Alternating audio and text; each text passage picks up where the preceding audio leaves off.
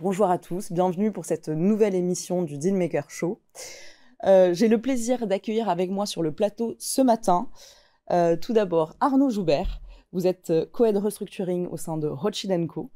Également Michel Maire, associé de dirigeants et investisseurs. Mofdi Gassoumi, vous êtes managing director chez Sycomore Corporate Finance. Et enfin Jean-François Sizin, vous êtes associé en charge de l'activité restructuring au sein de Messier et Associés. Bonjour Béatrice. Bonjour à tous les Bonjour quatre. Béatrice. Bonjour. Merci beaucoup. Alors, cette émission est un peu spéciale, puisque c'est la deuxième émission que nous tournons dans le cadre du dossier spécial que nous allons sortir dans le cadre de notre thématique restructuring. C'est un dossier spécial qui va s'intituler « Ces urgentistes au chevet des entreprises ». On va un peu en parler d'ailleurs. C'est un dossier qui a été mis sur pied par l'équipe de Décideur Corporate Finance et que vous allez retrouver sur Décideur Magazine et bien sûr sur notre compte LinkedIn Décideur Corporate Finance. Alors, je vais profiter de vous avoir tous les quatre, déjà pour une première question qui est quand même importante. On a vu le marché du restructuring qui a évolué énormément au cours de ces 3 dernières années, évidemment. On s'attendait tous à un fameux mur de la dette ou la grande vague des défaillances. On a entendu plein de terminologies qui faisaient très très très peur. Finalement, on n'a eu ni vague ni mur. Tout ça grâce à la politique du quoi qu'il en coûte. Mais moi, j'aimerais bien faire le bilan aujourd'hui, puisqu'aujourd'hui, on commence à rembourser les PGE. J'aimerais avoir votre sentiment sur aujourd'hui, à quel point nous en sommes, et ensuite, comment ça va évoluer dans les prochains mois, voire années, sans pour autant sortir la boule de cristal. Je me tourne d'abord vers Arnaud, si vous voulez commencer. Volontiers. Je pense qu'effectivement, la politique de soutien aux entreprises que le gouvernement a mis en place très rapidement au début de la crise du Covid a permis d'absorber le choc des différents confinements en 2020-2021. Aujourd'hui, on a plutôt des entreprises qui sont solides, qui sont liquides, mais qui font face à pas mal de défis qui sont moins brutaux, qui sont plus insidieux, l'inflation, la remontée du prix des matières premières, du prix du transport, même si tout ça s'est un peu calmé, et puis la remontée des taux d'intérêt, et tout ça va grignoter les marges des entreprises, comme vous l'avez dit, à un moment où elles vont commencer à amortir les PGE, et puis surtout à un moment où elles vont commencer à refinancer les dettes qui avaient été mises en place avant le Covid et qui ont des maturités de 4, 5 ou 6 ans. Donc, je pense qu'on va assister à plus de difficultés de la part d'un certain nombre d'entreprises qui sont prises en tenaille entre la baisse de la rentabilité et l'arrivée de ces problématiques de refinancement. Mais on a quand même aussi eu une politique très généreuse de la part des banques centrales jusqu'à l'année dernière, qui a permis d'injecter beaucoup de liquidités dans le monde de la finance. Et donc, il y a aujourd'hui des solutions très diverses pour permettre à ces entreprises de passer ces murs de refinancement. Donc, il y aura de la restructuration, mais probablement que pour les entreprises qui sont vraiment très impactées. Jean-François ? Non, je suis assez d'accord avec l'analyse que vient de faire Arnaud. Le mur de la dette, il est toujours là, mais est-ce qu'il y aura beaucoup de restructuration cette année? On n'en sait rien. Vous savez, pour les banques d'affaires, normalement, il y a à peu près 50 000 redressements judiciaires par an. Pour les banques d'affaires, sous le contrôle de Mofdi et d'Arnaud, on va passer entre 20 et 30 dossiers pour nous. Et aujourd'hui, c'est vrai qu'il n'y a pas beaucoup de dossiers sur la place. Tant mieux malheureusement pour nous, et tant mieux pour l'économie, mais c'est vrai que c'est assez calme. Il y a quand même quelques gros dossiers qui vous ont tous occupés au cours de la dernière année. Et puis oui, alors il y a maintenant un très gros dossier de place qui est le dossier Orpea. On va juste se concentrer sur l'aspect restructuration d'Orpea. Ce qui est intéressant dans Orpea, c'est que ça va être le premier grand test de la nouvelle loi. Et c'est vrai que pour tous les praticiens du monde de la restructuration, les réflexes qu'on a acquis depuis Eurotunnel sur l'utilisation de la sauvegarde, dans cette nouvelle loi, ça ne marche pas forcément. Donc c'est intellectuellement assez intéressant de voir comment la jurisprudence va se créer sur ce dossier, parce qu'incontestablement, ça va impacter toutes les restructurations futures qu'il y auront en France, comme l'a fait Eurotunnel en 2007. Alors cette réforme du restructuring, elle a ça fait 1 an et demi à peu près qu'elle est rentrée en vigueur en France.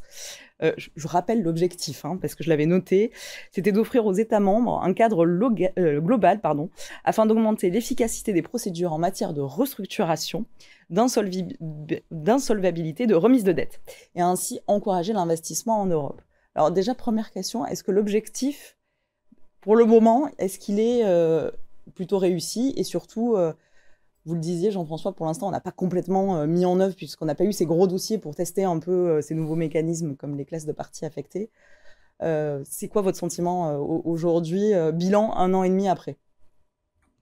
Il n'y a pas eu de gros dossiers de place qui ont utilisé la loi. Pierre et Vacances, c'est le dossier qu'on a fait avec Arnaud, était le premier à le faire, mais on l'a commencé avant la mise en place de la nouvelle loi, et de toute façon, on avait un consentement quasi unanime, donc il n'y avait pas de risque de contentieux. Sur les dossiers comme RPA, il y a des vrais risques de contentieux, donc pour l'instant, the jury is out, comme disent les Anglais. Je pense que c'est beaucoup trop tôt, 1 an et demi, pour estimer l'impact de la loi. Il faudra se projeter à 10 ans pour voir si ça a changé les comportements des investisseurs en Europe. Je pense que d'ailleurs, au-delà de la loi, l'autre événement très significatif pour les restructurations en Europe, c'est la sortie de l'Angleterre de l'Union européenne, puisqu'il y avait beaucoup de restructurations en Europe qui passaient par des scheme of arrangements anglais, et aujourd'hui c'est beaucoup plus compliqué. Donc c'est la concomitance de l'arrivée de cette loi qui harmonise dans une certaine mesure les cadres judiciaires des différents pays. Elle est bienvenue pour essayer de sortir de cette dépendance au scheme of arrangement anglais. Mais tu crées des risques de contentieux massifs, parce que la plupart des documentations bancaires sont en droit anglais. Ils sont en dehors de l'Union européenne. Donc, quand on essaie de faire une restructuration en France, souvent les avocats vont poursuivre la société, même si le débiteur est français, vont poursuivre la société en Angleterre. Je rejoindrais bien Arnaud sur l'idée qu'il faut attendre une dizaine d'années, parce que pour l'instant, ça fait 1 an et demi que la loi est mise en œuvre. On a fait une vingtaine de dossiers en ce qui nous concerne. On n'a jamais été utilisateur de ces nouvelles dispositions, si ce n'est en menace lors des discussions amiables, mais c'est tout. Donc, patience, quoi. Ça veut dire qu'on se donne rendez-vous dans 10 ans pour en reparler. Oui. Il y aura une nouvelle loi. Il y aura une nouvelle loi, oui. Il y aura. Donc, comme toujours, on va réécrire la loi. Parce qu'on va s'apercevoir qu'on avait prévu des choses qui ne fonctionnent pas, et donc il va falloir la clarifier, ça, c'est sûr. Est-ce qu'il y a un point commun que vous retrouvez sur vos dossiers, peut-être pas tous, mais on va dire la grande majorité, Mofdi? Il y a des comportements qui commencent à se répéter. Quand un groupe connaît des difficultés, notamment du besoin de liquidité, on voit de plus en plus les banques proposer de procurer ces liquidités, évidemment en contrepartie d'un traitement favorable sur leurs créances, ce qui n'était pas systématiquement le cas auparavant. Et quand on met ça en parallèle avec la nouvelle réglementation, où on sait que certaines classes affectées, notamment quand il y a des sûretés, sont un peu les faiseurs de roi, ça donne un peu une tendance pour la suite. Alors le sujet qu'évoquait Jean-François, la manière dont il va aboutir, et puis probablement s'il y a des contentieux, comment ça va être purgé, sera très intéressant. En ce qui nous concerne, quand même, finalement, la crise qui est arrivée n'a pas fondamentalement modifié notre flux de dossiers.